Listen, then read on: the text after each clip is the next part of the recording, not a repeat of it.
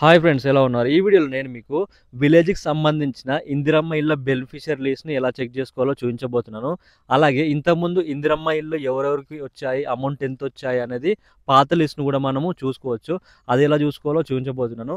అలాగే ఇండివిడ్యువల్‌గా మన అప్లికేషన్ ఏ విధంగా చూడాలో కూడా నేను చూపించబోతున్నాను. ఫ్రెండ్స్, మీకు వీడియో నచ్చితే డెఫినెట్‌గా లైక్ చేయండి, షేర్ చేయండి.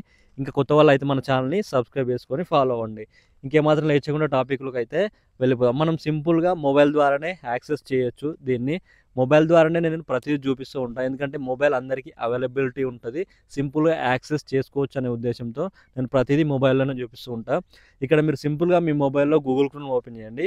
ఈ వెబ్‌సైట్ యొక్క లింక్ నేను కామెంట్ బాక్స్‌లో కూడా ఇస్తాను. మీరు అక్కడి నుంచి కూడా ఓపెన్ చేసుకోవచ్చు. ఇక్కడ నేను ఇచ్చే వెబ్‌సైట్‌ని ఓపెన్ చేయండి. నేనైతే వెబ్‌సైట్‌ని అయితే ఓపెన్ చేసుకుంటున్నాను. tghousing.cgg.gov.in అనే వెబ్‌సైట్ ఓపెన్ చేయండి. ఇలా ఓపెన్ చేసిన తర్వాతనే మీకు ఇంటర్ఫేస్ ఈ విధంగానైతే చూపించడం జరుగుతుంది. ఇక్కడ మనం ఇలా కిందికి స్క్రోల్ చేసుకుంటూ వచ్చిన తర్వాత ఇక్కడ మనకు ఎలిజిబుల్ బెనిఫిషియరీ లిస్ట్ అని ఉంది కదా. ఇక్కడ ఎలిజిబుల్ బెనిఫిషియరీ లిస్ట్, ఈ లిస్ట్‌లో ఏంటి అంటే మనకు పాత లిస్ట్ ఉంది. అంటే ఇంతకుముందు మనకి ఇందిరమ్మ ఇల్లులు వచ్చాయి కదా కొన్ని సంవత్సరాల క్రితం, వాళ్ళ లిస్ట్ అయితే ఇందులో చూపించడం జరుగుతుంది. ఇది నేను అబ్జర్వ్ చేశాను కాబట్టి మీకు చెప్పడం జరుగుతుంది. ఇక్కడ మీ డిస్ట్రిక్ట్ ఏదైతే ఉంటుందో మీ డిస్ట్రిక్ట్‌ని సెలెక్ట్ చేసుకోండి. ఇలా సెలెక్ట్ చేసుకున్న తర్వాత మీ మండల్ అడుగుతుంది, ఓకేనా? మీ మండల్ని కూడా సెలెక్ట్ చేసుకోండి. ఏ మండల్ అయితే ఆ మండల్ని సెలెక్ట్ చేసేసుకోండి.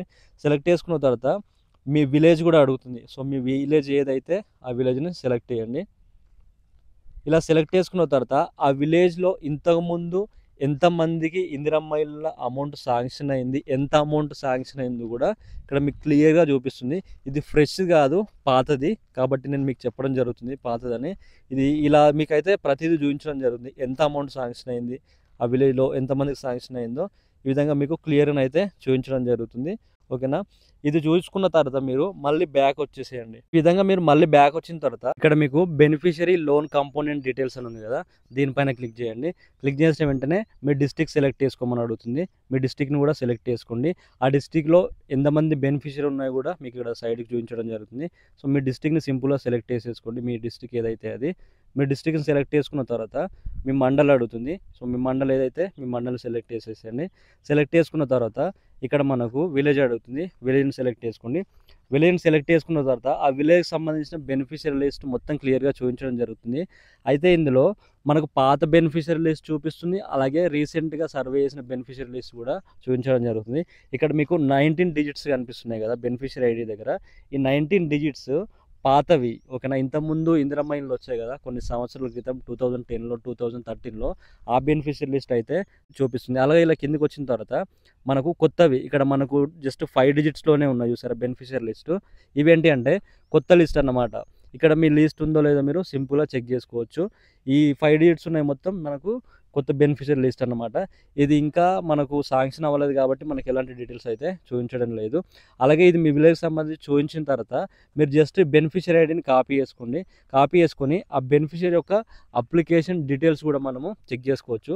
ఇది చూసుకోవడం అయిపోయిన తర్వాత మీరు మళ్ళీ బ్యాక్ వచ్చేసండి. ఇక్కడ లోగో పైన క్లిక్ చేయండి, తెలంగాణ లోగో పైన క్లిక్ చేసిన వెంటనే ఇలా బ్యాక్ వచ్చేస్తారు. బ్యాక్ వచ్చిన తర్వాత ఇక్కడ బెనిఫిషియరీ సెర్చ్ పైన క్లిక్ చేయండి. క్లిక్ చేసిన వెంటనే మనకు ఈ విధంగానైతే ఓపెన్ అవ్వడం జరుగుతుంది. ఇక్కడ మనకు బెనిఫిషియరీ సెర్చ్ అనే ఆప్షన్ ఉంది కదా, ఇక్కడ మీరు ఇంతకుముందు బెనిఫిషియరీ ఐడి కాపీ చేసుకున్నారు కదా, ఆ ఐడిని ఇక్కడ పేస్ట్ చేయండి. జస్ట్ సింపుల్గా పేస్ట్ చేసి సెర్చ్ క్లిక్ చేయండి. సెర్చ్ క్లిక్ చేసిన వెంటనే అప్లికేషన్ డీటెయిల్స్ మొత్తం మనకి ఇక్కడ క్లియర్గా చూపించడం జరుగుతుంది. ఎంత అమౌంట్ అనేది శాంక్షన్ అయింది అనేది క్లియర్గా మనకి ఇక్కడ చూపించడం జరుగుతుంది. పేమెంట్ డేటు 22 ఫిబ్రవరి 2014. ఇలానైతే మనకు ఎంత అమౌంట్ శాంక్షన్ అయింది, బెనిఫిషియరీ ఐడి, విలేజ్, ఇలా మనకు కంప్లీట్గా అయితే చూపించడం జరుగుతుంది. టోటల్ అమౌంట్ 95,000 చూపిస్తుంది మనకి ఇక్కడ శాంక్షన్ అయిన అమౌంట్.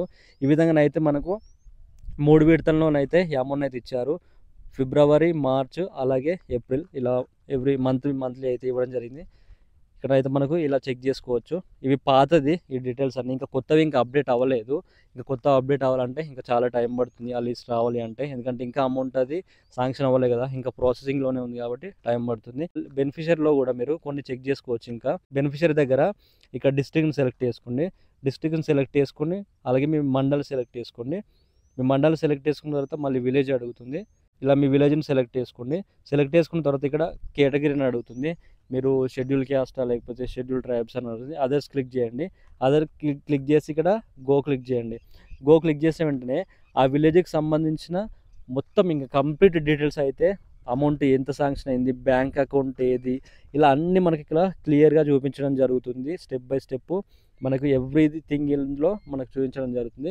ఇలా కూడా చెక్ చేసుకోవచ్చు బెనిఫిషియరీ లిస్ట్ని మనము. సో ఈ విధంగా సింపుల్గానైతే చెక్ చేసుకోవచ్చు. ఇంకా ఇందిరమ్మ ఇళ్ళకి సంబంధించి కొత్త బెనిఫిషియరీ లిస్ట్కి అయితే శాంక్షన్ అమౌంట్ అయితే చూపించట్లేదు.